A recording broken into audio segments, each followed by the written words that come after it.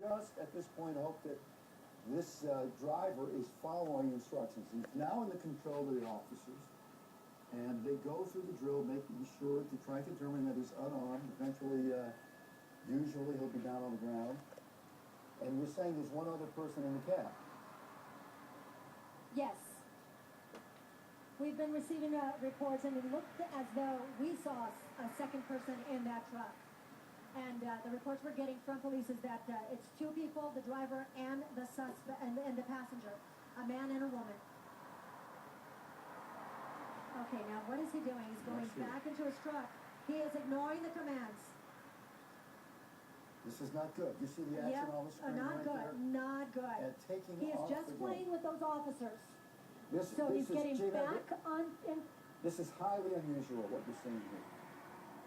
Well, these people are never in their right mind, you know, to try to pull this off and to think you're going to get away with it. Clearly, you're just not in your right mind. And again, look at him. He's trying to do it again. Is his door open again? This is so dangerous because he's got the door open again. We're going to try to stay somewhat wide. We were not exactly sure what could happen. But again, this is a robbery suspect that occurred at a firing range in San Dimas. And the report we're getting from officers is that he may be armed and dangerous. Look at all the police presence there right now.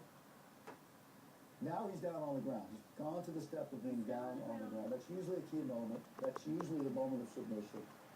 Although this is an unusual situation. We've rarely seen him get back in and start driving again. All right.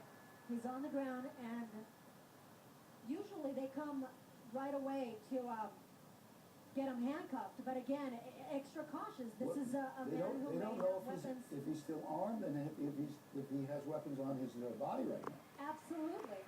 Unconfirmed reports was that when they first started, they were firing at the deputies who were following them. And your reports indicate there's still somebody else in the cab of that truck, right? The other door is open, so there is a second person in this truck. The report that we have is that it's a man and a woman. They stormed into a firing range in San Dimas, and it was a robbery. They took some weapons, and they took off. And that's when the firing range managers called police, and pursuit ensued.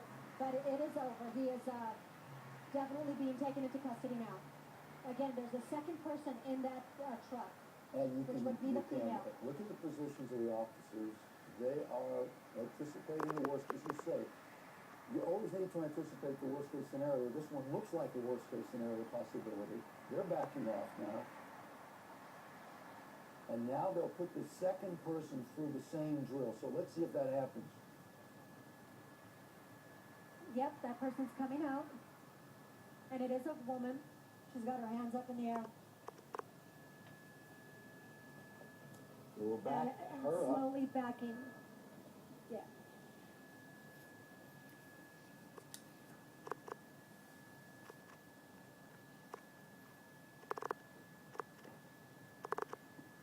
And again, these two started a good 40 minutes or so a while ago. They started in San Dimas. They robbed a firing range, and that's when the pursuit ensued. It went from the 210 freeway to the 605 to the 60, and this is taking place right now live on the 10 eastbound freeway, and this woman is now being taken into custody. It's a man and a woman. Now notice that as she...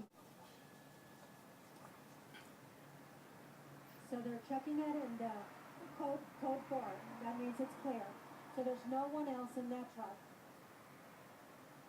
Now, the only reason it really came to a halt right now is because they ended up with that flat tire, but they just were not stopping. And as you saw earlier, the driver came back out and was, okay, I'm giving up, and then went back inside the truck and started trying to take off again, but eventually just gave up. There was no way he was going anywhere with that flat tire.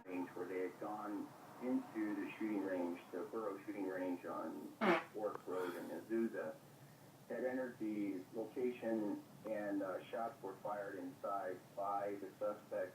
No one was hit. The suspects stole all the firearms that were in the shooting range, which included high-powered rifles. They left the scene, and shortly thereafter, deputies went in pursuit, which you've been covering. And obviously now we just had a very successful conclusion that no one got hurt with the suspects in custody.